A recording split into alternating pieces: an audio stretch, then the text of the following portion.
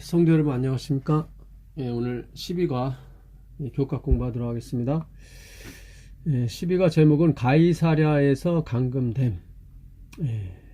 기억절은 사도행전 26장 29절입니다. 바울이 가로되 말이 적으나 많으나 당신뿐 아니라 오늘 내 말을 듣는 모든 사람도 다 이렇게 결박한 것 외에는 나와 같이 되기를 하나님께 원하나이다 하니라. 바울이 그 가이사랴에서 2년 동안 감금되어 있었습니다. 그러니까 아까운 시간이었죠. 2년이라고 하는 것은 바울 1차 여행 2년 동안 세운 교회가 많았었거든요. 근데 그가 그 자기 심령에 매여서 예루살렘에 가는 바람에 그러니까 성령의 지도하심을 받지 못했죠. 그래서 가이사랴에서 2년 동안 감금되었습니다. 그 사도행전 24장 27절에 보게 되면 벨릭스 총독이 2년 동안 그를 가두어놨다고 했거든요. 계속 그러니까 송사하고 그랬던 거예요. 바울 자신도 고린도서 6장에 송사하지 말라고 형제끼리 송사하지 말라고 그랬는데 본인이 그걸 어기게 되죠. 그래서 25장 11절에 내가 가이사에게 상소하나이다 이렇게 됐죠. 나중에 바울이 결국은 그 변명하는 변명을 합니다. 내가 그 사도행전 28장 17절 이하에 보게 되면 로마에 가서 그 로마에 있는 그 교인들에게 얘기를 하죠. 내가 마지못해서 내가 예루살렘 그 성도들을 미워해서 그런 게 아니라 민족들을 미워해서 그런 게 아니라 내가 마지못해서 가이사한테 호소했다. 왜냐하면 그들이 나를 자꾸 죄를 책잡기 때문에. 바울은 그들의 눈을 띄워서 그들에게 진리를 예수 그리스도를 알려주고 싶었습니다. 근데 그게 잘 되지 못했죠. 그 사도행전 이번 주 공부할 게 사도행전 24장, 25장, 26장입니다. 그 대제사장 아나니아가 24장에 보게 되면 고소를 하죠. 고소를 하는데 더볼로라는 변호사를 데리고 고소를 합니다. 다세오의 대제사장 아나니아가 어떤 장로들과 한 변호사 더블로와 함께 내려와서 총독 앞에서 바울을 고소하니라. 그러니까 바울도 서로 고소하지 말라고 그랬는데 본의 아니게 이렇게 고소하게 됐습니다. 그러니까 이 재판은 하나님이 하시는 거거든요. 근데 사람 앞에 교회 일을 갖고 재판하러 가는 것은 참 하나님께 큰 어떤 해를 끼치는 거죠. 그래서 하여튼 바울이 어쩔 수 없이 이렇게 됐습니다. 사실은. 그러나 하나님은 바울을 이해하시고 이 일도 내일이라고 이렇게 말씀하시죠.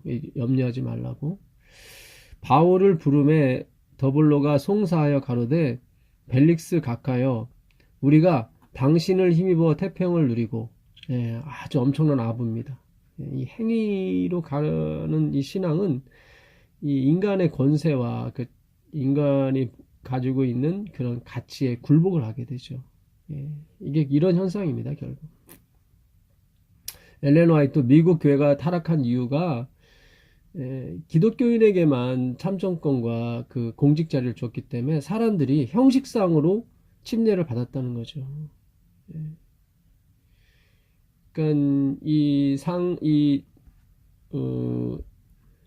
상소를 받는 송사를 받는 벨릭스도 결국은 그 바울에게 가까이 하려고 하죠. 그 이유는 바울이 돈을 가지고 왔다고 하니까 그 돈을 좀 얻고자. 그 부인이 유대인이었거든요. 그래서 바울이 하는 얘기를 잘 알아들 수 있었죠, 사실은. 그래서 그에게 돈을 듣고자 했지만 또한 돈도 원했던 것입니다. 우리가 이 복음은 그런 것이 아닙니다. 신앙은 그런 것이 아니에요. 정말 우리가 실수할 수 있고 우리가 죄를 지을 수도 있습니다. 예. 그러나 그 순수함만은 잃지 말으셔야 돼요. 예. 우리가 오직 예수님의 그 보혈의 공로에 의해서 구원을 받는 겁니다. 예. 그리고 그것이 순수하게 지켜져야지 여기에 돈과 권세와 이런 것이 연관돼서는 안 되거든요. 벨릭스 각하여, 우리가 당신을 힘입어 태평을 누리고 또 이 민족이 당신의 선견을 인하여 여러 가지로 개량된 것을 우리가 어느 모양으로나 어느 곳에서나 감사무지하옵나이다. 예, 아주 정말 하나님을 믿는 사람으로서 이렇게까지 자기의 목적을 달성하기 위해서 바울을 없애기 위해서 자신의 인간의 모든 노력을 다하는 거죠. 이게 행함으로 가는 거예요. 하나님의 해야 될 얘기를 지금 벨릭스 총독한테 하고 있습니다. 그러면서 그 바울을 고소하는 원인이 뭐냐면 24장 5절에 우리가 보니 이 사람은 연병이라. 그러니까 이 사람은 연병과 같다. 전염병과 같은 사람인데 천하에 퍼진 유대인들을 다 소유하게 하는 자요. 나사렛 이단의 괴수라. 그러니까 나사렛 예수, 그 이단의 괴수다. 그러니까 예수 그리스도를 전하는 것이 바울이 사명이었는데 안식일을 지키고 율법을 지킨다고 하는 그들에게 나사렛 예수는 이단이었던 것입니다. 특별히 바울은 그 이단의 괴수였어요. 그러니까 오늘날 믿음으로 말미암아 정말 순복음, 오직 예수 그리스도로 말미암아 구원 얻는 이 복음은 이단이 되어야 됩니다. 이단이 되어야 돼요. 정말 이 구원의 엄청난 값진 것을 깨닫지 못하는 사람들에게는 오직 예수, 오직 믿음은 이단처럼 보이게 되는 것입니다. 그러니까 바울이 하나님으로부터 보내신 바 된 것은 이 이스라엘 사람들의 눈을 좀 띄워서 보게 하는 것이 바울의 임무였습니다. 그러니까 사도행전 26장은 그 유대를 통치했던 아그리빠 왕 2세, 그러니까는 그 헤롯 대왕의 증손자였죠. 그 자기 아버지는 그 야고보를 죽인 사람이었습니다. 그가 신처럼 자기를 신이라 칭하면서 다니다가 그 충이 벌레가 그 몸속에 들어가서 결국 죽게 되죠. 그의 그 아들 아그리빠 2세였는데 그 버니게 그 아그리빠 왕의 그 여동생이죠. 여동생과 함께 그 베스도 총독을 방문했거든요. 베스도 총독이 벨릭스 총독 후임으로 왔던 사람인데, 그래서 벨릭스 총독이 그 이 문제를 어떻게 쓰면 좋은지 아그리빠 왕한테 물어봅니다. 그래서 그 아그리빠 왕이 그 재판정에 오게 되죠. 그 장로들과 함께. 그때 바울이 그 아그리빠 왕 앞에서 하는 얘기입니다. 자기의 어떤 그런 신분에 대해서 얘기해 주는 거죠.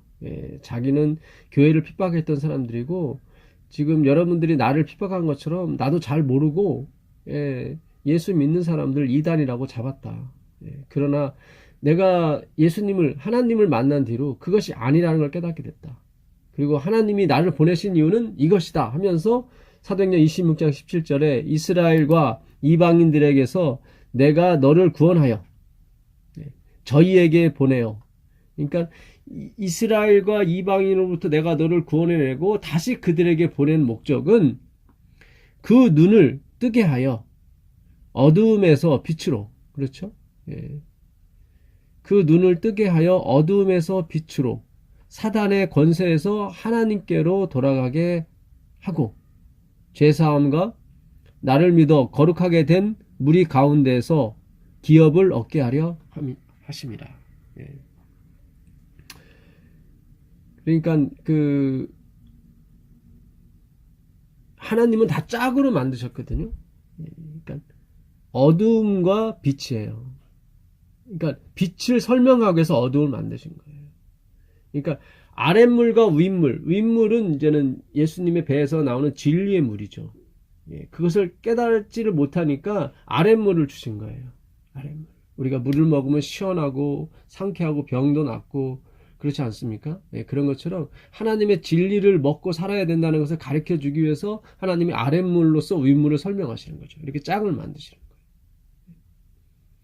그러니까 행함으로 말미암은 의를 왜 허락하시고 이 교단 안에 율법주의를 허락하셨냐면 그 믿음으로 말미암은 의를 설명하기 위해서 그런 거예요. 이 믿음으로 말미암는 의는 우리가 설명할 수가 없습니다. 그래서 하나님이 율법주의를 허락하신 거예요. 그래서 대부분이 아마 거의 100%입니다. 예, 모든 사람이 구원을 얻은 모든 사람은 반드시 거쳐야 되는 게 율법주의고 행함으로 말미암는 의입니다. 왜냐하면 이것을 통해서만이 뭐를요? 빛을 설명할 수, 어둠을 통해서만이 빛을 설명할 수 있는 것처럼 이 행함으로 말미암는 의만이 믿음으로 말미암는 의를 설명할 수 있습니다. 예. 그래서 바울을 또 선택하신 거예요, 하나님께서. 그래서 철저하게 바울은 그 구별하는 능력을 가지게 됐던 것입니다. 예, 왜냐하면 그 율법주의의 그는 최고봉이었거든요. 율법의 의는 흠이 없는 사람이었습니다.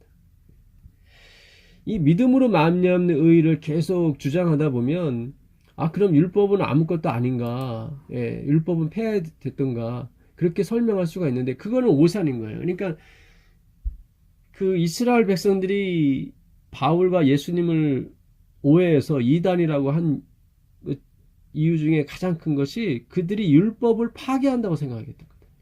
근데 그렇지 않거든요. 바울이 그 26장 그 6절 24장인가요? 25장에 보면 그가 결단코 율법이나 어떤 그 하나님의 말씀을 폐하러 온 게 아니라고 확실하게 얘기해요. 그러니까 바울을 그 고소한 것이 세 가지가 있습니다. 그가 율법을 폐하려고 했고 또 성전을 더럽혔고 그런 게 아니거든요. 그리고 로마에 대해서 저항하고 독립하려고 했던 그런 그러니까 로마를 저항하려고 했던 것이 그의 죄목이었는데 바울은 그게 아니라고 분명히 얘기를 해요. 그 로마서 10장 2절에 가보면 바울이 이런 말을 합니다. 내가 증거하노니 저희가 하나님에게 열심히 있으나 지식을 좇는 것이 아니라 그러니까 열심히 뭘 지켜서 하나님께 충성되고 구원 얻으려고 하는 것이 하나님께 기쁘신 바 된 것이라고 생각했지만 사실은 아니다. 그런 진리를 쫓은 것이 아니다. 하나님의 의를 모르고 자기 의를 세우려고 힘써 하나님의 의를 복종치 아니하였느니라. 그러니까 그들이 힘써 하나님의 의를 복종치 않은 것이 뭐냐면 자기의 의를 세운 것이 하나님의 의를 복종치 않은 거예요. 그리스도는 모든 믿는 자에게 의를 이루기 위하여 율법의 마침이 되시니라. 그러니까 여기서 율법의 마침이 되셨다. 그분은 모든 믿는 자에게 의를 주시기 위해서 율법의 마침이 됐다. 이 마침이 됐다는 이 마침이라는 것이 이 텔로스라는 헬라어로 썼는데요. 이 텔로스는 다 이루었다. 예수님께서 다 이루었다 할 때 그 텔리오스, 테텔리오스 다이라고 썼는데요. 그거의 뜻입니다. 다 이루었다. 그러니까 율법의 다 이룸, 마침이 됐다는 거죠. 근데 어떻게 이거를 사전에서 표현을 하냐면 청구된 지불서예요. 그러니까 지불된 청구서예요.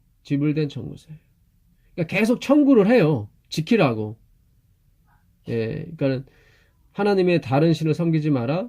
하나님의 이름을 망령되이 일컫지 말라. 우상을 만들지 말고 섬기지 말라. 안식일을 기억하여 거룩히 지키라. 내 부모를 공경하라. 간음하지만 사랑하지 말라. 이렇게 율법을 계속 요구해요. 했는데 그러니까 폐한 게 아니에요. 계속 요구해요. 요구하는데 지불돼요. 계속 지불해 주세요. 그 얘기는 무슨 뜻이냐면 그거를 지키게 해주신다 이 말이죠. 누가요? 예수 그리스도께서. 그러니까 요 관계를 간과하기 때문에 유대인들이 자꾸 율법을 폐한다고 생각하고 오늘날도 마찬가지입니다. 재림교회 이 믿음으로 말미암는 의에 대해서 오해하시는 분이 많이 있어요. 또 제가 전하는 기별에 대해서 오해하시는 분이 있어요. 그러니까 반드시 하나님은 당신의 그 말씀의 1.1획을 패하지 않고 다 이루시게 돼 있습니다. 그분이 이루시게 됐어요. 그걸 새 언약이라고 그러고 그리스도의 보혈의 공로라고 얘기하는 것입니다. 그래서 이걸 알게 되면은 내가 스스로 율법을 지키려고 했던 걸 내려놓게 됩니다. 그거는 율법을 무시해서가 아니라 율법의 원본이신 그리스도를 향해서 가는 것입니다. 근데 아직도 두려워하고 아직도 무서워함으로 말미암아 이걸 내려놓으면 마치 자기는 방탕으로 들어갈 것처럼 생각해요. 아니에요. 내가 내 자신을 잡는 것보다 하나님이 날 잡아주시는 게 훨씬 튼튼합니다. 확실하고요. 그것을 바울이 지금 얘기를 하는 겁니다. 그래서 나처럼 결박된 거 외에 정말 나처럼 되길 원한다. 이번 주 교과 일요일 날 보시면 엘렌 화이트이 참 좋은 글을 쓰셨는데 사도행전 415페이지 보시면 바울은 인간을 두려워하지 아니하였다. 바울은 그리스도에 대한 그의 신앙과 그 신앙의 깨달음을 분명히 선포하였고 이와 같이 하여 그 자기 신앙의 그 까닭 그리고 자기 신앙, 자기 믿음, 자기 신조죠. 그리스도에 대한 자기의 신앙을 선포했는데 이것은 그리스도인의 품성의 본질이다. 그러니까 그리스도의 품성의 본질이에요. 그리스도인의 품성의 본질. 우리가 이렇게 늘 그러죠. 하늘로 가져갈 것은 품성밖에 없다 그러잖아요. 근데 이 품성은 세상이 말하는 품성이 아니에요. 물론 그것도 포함은 하지만 그게 본질이 아니에요. 여기 보니까 그리스도에 대한 신앙, 그 신앙의 깨달음, 그 신앙의 까닭을 분명히 선포하는 거죠. 그러니까 그리스도에 대한 신앙이 품성이에요. 이거는 여기서 우리가 닦으셔야 돼요. 이거는 예수님이 오셨을 때 해주시는 게 아니에요. 지금 해주시는 거예요. 예수님이 지금 해주시는 거예요. 그리스도에 대한 완전한 의지. 어떤 것도 내가 행함으로 얻을 수 없다는 생각. 하나님께서 이사야 66장에 내가 성전을 지어달라고 한 것도 아니고 너희들이 짓는 성전도 사실은 내가 다 짓는 거다. 내가 다 이뤘다 그래요. 그러니까 우리는 심령이 가난하고 우리는 애통하는 자예요. 우리는 아무것도 할 수 없는 존재라는 것을 하나님 앞에 고백하는 게 신앙 고백인 거예요. 그게 그리스도인의 품성이에요. 그게 품성의 본질이라고 나와요. 이것이 되면은 우리가 세상에서 말하는 품성도 이루어지는 겁니다. 착하고 친절하고 사랑, 희락, 화평, 오래 참음, 자비, 양성, 충성, 온유, 절제 이 9가지 성령의 열매가 맺혀지게 돼요. 그러니까 예수님께서 그러셨죠. 너희가 나를 떠나서는 아무것도 할 수 없다. 내 안에 거하라. 나는 포도나무요 너희는 가지니 너희가 내 안에 거하면 많은 열매를 맺는다고 그랬는데 그게 성령의 열매거든요. 예수의 영, 예수님이 부활하셔서 오신 것이 예수의 영, 성령인 것입니다. 푸뉴마, 말씀이죠. 하기오스 푸누마, 깨끗한 말씀, 다른 인간의 말이 들어가지 않은, 인간의 행함이 들어가지 않은 100% 은혜의 말씀이죠. 그게 품성의 본질인 거예요. 그것이. 근데 우리가 자꾸 착오를 일으켜서 오해를 합니다. 신명기 28장 56절에 가보면 아주 온순한 여인이 나오는데 그 온순한 여인, 품성으로 아주 온순한 여인인데 그 여인이 아기를 잡아먹어요. 하나님이 안 계시니까 품성이, 사회에서 말하는 그렇게 온순한 여인이 자기 자식을 잡아먹는단 말입니다. 그러니까 예수님이 나의 거룩함이시고 예수님이 나의 품성이에요. 자꾸 내가 뭘 만들려고 하시면 안 돼요.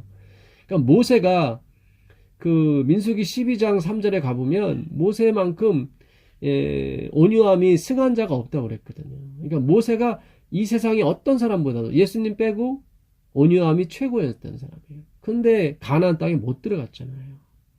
그 온유함은 여기서 말한 그 품성의 본질이 아닌 거예요. 그러니까 세상에서 말하는 그 온유죠. 착하고 순하고 뭐 그런 거죠. 예. 바울이 구원을 받았습니다. 예. 바울이 참 이 싸우기도 잘해요. 보면은 바나바하고도 아주 심하게 다투잖아요. 그 예루살렘 총회가 끝나고 나서 그 사도행전 15장 그 40절에 가보면 아주 심하게 다툽니다. 그리고 16장에 가서도 그 간수와 그 가정을 구원하는데 그때도 그 얻어맞아요. 얻어맞는데 그게 억울해서 떠나질 않아요. 그 백부장이나 그 천부장이 와서 사과할 때까지 그가 떠나질 않습니다. 로마인을 때렸으니까 그 죄를 어떻게 감당하려고 하냐 하면서 거기서 구원을 많은 사람을 구원시키는데 그가 큰 어떤 도구가 됐지 않습니까? 빌립보 교회를 세웠거든요. 그러면 이제 그냥 툴툴 털고 갈만한데 거기서도 그러지 않아요, 바울이. 그러니까 전에도 말씀드린 것처럼 바울의 성화도 계속 이루어지고 있는 상태였습니다. 그러니까 성령을 받았다고 그래서 우리가 뭐 더 이상 할 일이 없고 더 이상 뭐 자라날 일이 없고 그런 거 아니에요. 오히려 성령 임하심으로 말미암아 우리 자신이 더 부패했고 더 잘못됐다는 걸 더 깨닫게 됩니다. 그리스도인 품성의 본질인 이러한 미덕에 대하여 자세히 말하게 되었다. 그러니까 그 아그리빠 왕, 그 베스더 총독, 벨릭스 총독, 또한 대제사장 앞에서 바울이 얘기한 것은 다 뭡니까? 그 예수 그리스도였어요. 예수 그리스도. 그분에 대한 사랑이었죠. 그 화요일날 사도행전 434페이지 보게 되면 그 내용이 나옵니다. 그들은 세상의 총애를 받았다. 여기서 말하는 그들은 아그리빠 왕과 그 베스더 총독을 얘기합니다. 그러나 그들에게는 하나님께서 존중히 여기시는 품성의 특성이 없었다. 그러니까 여기서 말하는 그 하나님이 존중히 여기시는 품성의 특성은 뭐예요? 예수 그리스도를 받아들이는 걸 말하는 거예요. 그분을 존귀히 여기는 거예요. 그들은 하나님의 율법을 범한 자들이었고, 그러니까 하나님의 율법을 범하는 게 뭐냐면 그리스도를 받아들이지 않는 거예요. 그건 하나님의 율법을 범하는 거예요. 근데 우린 자꾸 이 말씀을 율법적으로, 그러니까 자꾸 막 이 조각조각 내가지고 하나하나 지켜야 되는 것으로, 이게 지켜지는 것인데, 이게 따라오는 것인데, 내가 막 앞서서 하는 것처럼. 바울이 이런 이 가이사랴에 2년 동안 잡히게 되고 허송세월을 어떻게 보면 보낸 것 중에 하나가 그가 그 하나님보다 앞서가기 때문이죠. 하나님은 분명히 너 가면 안 된다. 분명히 말씀하시잖아요. 그 사도행전 22장 가보시면 22장 18절 주께서 내게 말씀하시되 속히 예루살렘에서 나가라. 그들은 네가 내게 대하여 증언하는 말을 듣지 아니하리라. 이렇게 말씀하시잖아요. 자세히. 이럼에도 불구하고 내가 너희들 앞에 섰다. 그러니 내 말을 받으라. 안 받죠. 이 말 하니까 뭐라 그래요? 그들의 입에서 이 사람은 더더욱 없애야 되는 사람이다. 이 말하는 것까지 그들이 듣다가 소리질러 이르되 이러한 자는 세상에서 없애버리자. 살려둘 자가 아니라. 22절에. 그러니까 아무리 옳은 생각, 아무리 옳은 판단 내가 보기에요. 그것이 비록 성경적이라 할지라도 내가 보기에요. 성경적이라 할지라도 하나님보다 앞서가선 되지 않습니다. 그러니까 항상 주님께 여쭤보고 주님의 답을 기다리는 것이 신앙인의 자세인 것입니다. 그러니까 동방박사가 자기를 인도하던 별들이 없어졌을 때 잠깐 쉬었어야 되는데 그러지 못하고 왕궁에 가서 왕이 어디서 났뇨 이렇게 묻는 바람에 그 2살 아이들이 그냥 죄 없는 아이들이 다 이렇게 죽었지 않습니까? 우리가 하나님의 뜻이 보이지 않을 때는 기다리는 거예요. 그것을 우린 자꾸 세상적인 기준으로 게으르다 뭐하다 이렇게 판단하면 안 되거든요. 하나님의 그 사업과 이런 것은 막 후다닥 후다닥 빨리 하는 것이 아니라 이게 생각할 시간이 필요해요. 그러니까 우리는 오늘날 너무 생각을 안 해요, 사실은. 예. 그냥 마음이 앞서서 자꾸 어떤 뭐 선교도 마찬가지고 뭘 자꾸 돌리고 뭘 자꾸 해야 내 직성이 풀리는 것처럼 보이는데 그거는 내 유의적인 생각입니다. 그거는. 좀 이렇게 생각할 시간이 필요해요. 우리가 하나님의 말씀을 받으면 그것이 무엇인지를 우리 깊이 생각하는 시간이 지금 내가 나가서 막 복음을 외치고 그러는 것보다 더 중요합니다, 사실은.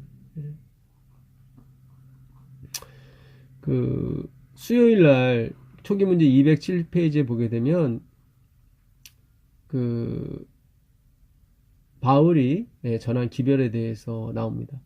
사람들을 최고의 고상한 진리로 이끌 수 있었고 하나님의 은혜를 깊이 있고 풍성하게 나타내기도 하고 저들 앞에 그리스도의 놀라운 사랑을 묘사하기도 하였다. 바울이 그렇게 한 거예요. 그가 하나님의 은혜를 깊이 있게 그리고 풍성하게 나타냈습니다. 저들 앞에 그리스도의 놀라운 사랑을 묘사했죠.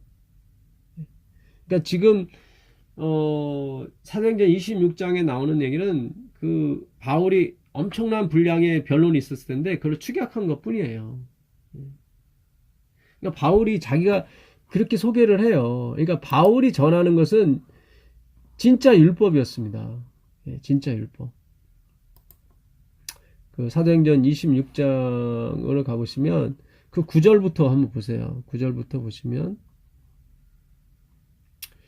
나도 나사렛 예수의 이름을 대적하여 범사를 행하여야 될 줄 스스로 생각하고, 그러니까 뭘 행해야 될 줄을 생각하고, 그러니까 행함으로 갔다는 거죠, 자기도. 그게 나사렛 예수의 이름을 대적하는 줄 몰랐어요. 아니, 그게 대적하는 줄 알았죠. 근데 나사렛 예수가 하나님인 줄 몰랐다는 얘기죠. 예루살렘에서 이런 일을 행하여 대제사장들에게서 권세를 얻어 가지고 많은 성도를 옥에 가두며 또 죽일 때 내가 가편 투표를 하였고, 그러니까 옳다. 저들을 죽이는 게 옳다. 이렇게 스데반 죽일 때도 투표를 했다는 얘기죠.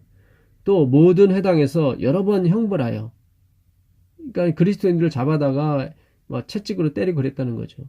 강제로 모독하는 말을 하게 하고, 그러니까 예수 그리스도를 모독하는 말을 강제적으로 했다는 얘기죠. 그러니까 바울 참 나쁜 사람이에요. 어떤 면에서는. 하고 저희를 대하여 심히 격분하여 외국 성까지도 가서 핍박하였고, 자국에서뿐만 아니라 외국에서까지 가서 지금 유대인들이 쫓아다니면서 바울을 방해하는 것처럼. 그러니까 바울은 자기 행동이 이렇게 옛날에 그랬었기 때문에 이들을 어느 정도 이해했던 것 같아요. 그래서 핍박을 각오하고도 왔던 것 같습니다. 왜냐하면 자기도 옛날에 그리스도인을 핍박했었기 때문에. 그래서 그러다가 예수님을 만나서 자기가 변화된 것처럼 이 자기 민족들도 자기가 이렇게 열심히 노력하면 변화될 줄 알았죠. 근데 하나도 변화되지 않아요. 진짜로 이날 구원받는 사람이 하나도 없습니다. 아그리빠 왕이 그래요. 아그리빠 왕이 어디 몇 절입니까? 26절에 27절이죠. 아그리빠 왕이 28절입니다. 아그리빠가 바울더러 이르되 네가 적은 말로 나를 권하여 그리스도인이 되게 하려 하는도다. 그러니까 아그리빠 왕은 그 바울의 말을 듣고 거의 그리스도인이 될 뻔했어요. 그러니까 뻔한 거예요. 그러니까 하나님은 다 아셨죠. 그래서 가지 말라고 그랬는데 형제를 사랑하는 마음이 급진해서 갔던 것입니다. 결국 아그리빠 왕이 나중에 그러죠. 그 마지막 절에 보시면 이에 아그리빠가 베스도더러 일러 가로되 이 사람이 만일 가이사에게 호소하지 아니하였다면 놓을 수 있을 뻔하였더라. 예, 나오죠. 그러니까 이 사람은 죄가 없다. 예.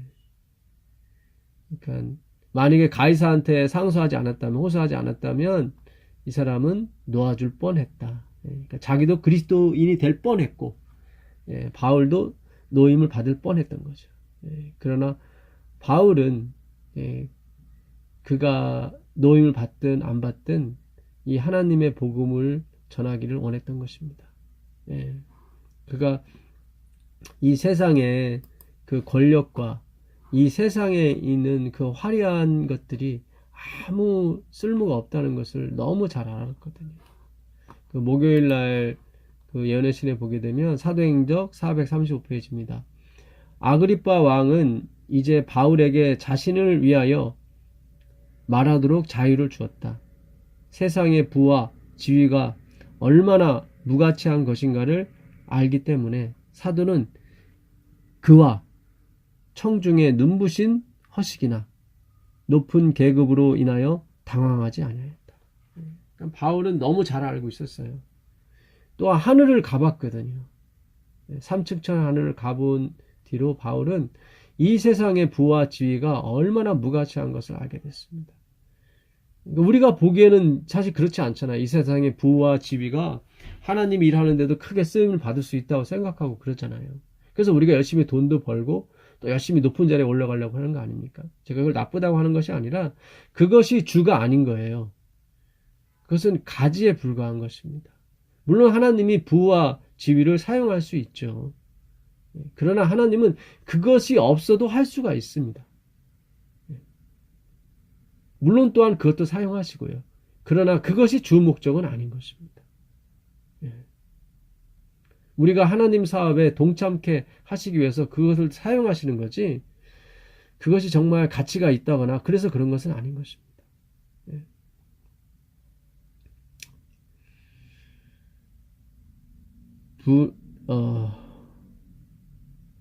세상의 장관과, 그러니까 세상에 보기 좋은 것들이죠. 화려한 것들, 권세가 한순간이라도 그의 용기를 꺾거나 그에게서 자제력을 잃게 하지 못하였다.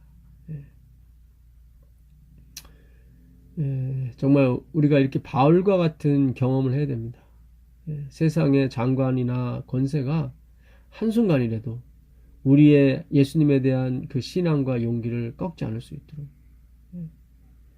그러기 위해서는 우리가 항상 하나님의 말씀에 집중해야겠죠. 이 순종한다는 말, 이 후파코에라는 말은 후포와 아쿠오가 합쳐진 말입니다. 그러니까 후포는 밑에, 언더라는 뜻이고요. 아쿠오는 듣다예요. 그러니까 순종은 듣는 것으로 되는 거예요. 듣는 것으로. 믿음은 들음에서 나며 들음은 그리스도의 말씀이라고 그랬거든요. 그러니까 하나님의 말씀을 계속 들으세요. 들으면 그게 순종인 것입니다. 나머지 열매는 그분이 맺어주시는 거예요. 그 말씀은 수액이거든요. 수액이 오게 되면 딱딱한 사과도 열매 맺고요. 딱딱한 호두도 맺게 됩니다. 물렁물렁한 딸기도 맺게 되고요. 다 수액에 의해서 되는 것입니다. 그 수액이 뭡니까? 말씀이거든요. 내 배에서 생수의 강이 흘러넘치리라고 그랬거든요. 예수님께서. 그 생수를 예수님은 성령이라고 말씀하셨습니다. 하기오스 푸뉴마, 깨끗한 말씀이죠. 인간의 어떤 노력과 의지, 어떤 인간의 어떤 의, 그런 것이 들어가지 아니한 하나님의 의지와 하나님의 노력. 우리는 그냥 단지 그 하나님의 의지와 노력에 쓰임을 받는 도구일 뿐이죠.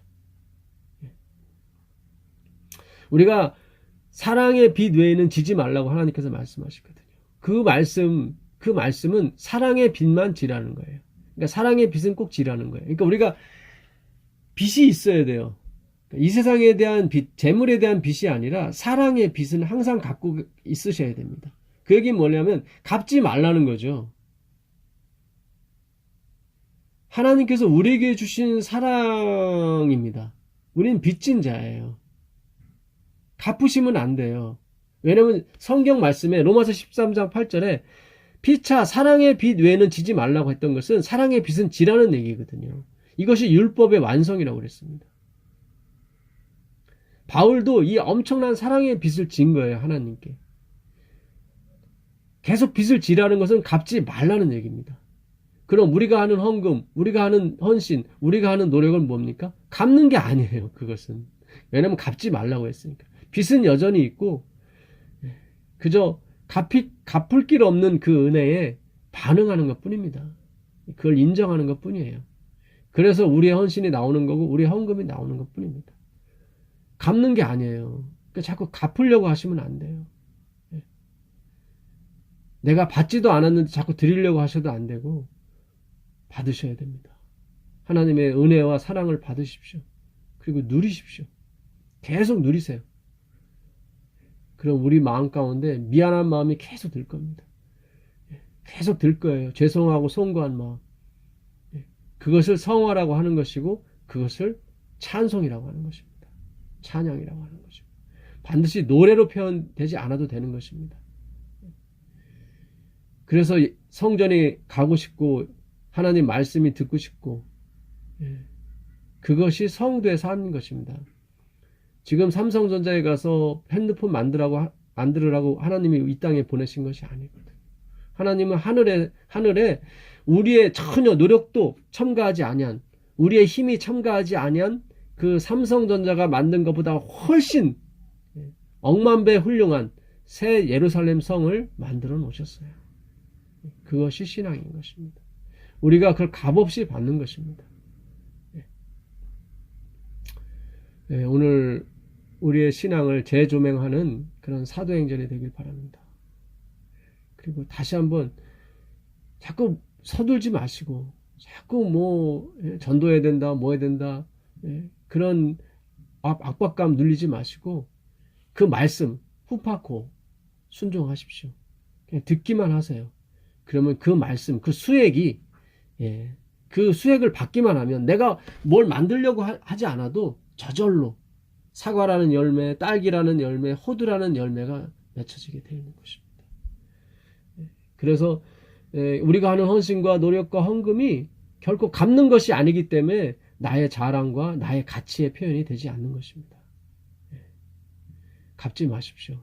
그리고 계속 사랑의 빛을 지십시오. 사랑의 빛을 진다는 얘기는 갚지 않은 서로 피차 사랑의 빛을 진다는 것은 서로 갚지 않았다는 얘기죠. 이 놀라우신 하나님의 은혜가 함께 하시길 바라면서 오늘 공부 마치도록 하겠습니다. 하늘에 계신 아버지 하나님 감사합니다. 오늘도 바울을 통하여 우리에게 귀중한 말씀 허락해 주시니 감사합니다. 비록 바울이 2년 동안 감금되고 어려움을 겪었지만 주님께서 그에게 은혜와 자비를 끊이지 않으시고 베푸심으로 말미암아 그가 하나님의 복음을 전하는데 담대할 수 있도록 인도해 주시니 감사합니다. 우리가 그 하나님의 놀라우신 은혜와 사랑을 잊지 않도록 하옵시고 우리에게도 영원토록 주시는 그 은혜와 그 사랑에 늘 하나님을 찬양하며 살 수 있도록 도와주시옵소서. 예수님의 이름으로 기도합니다.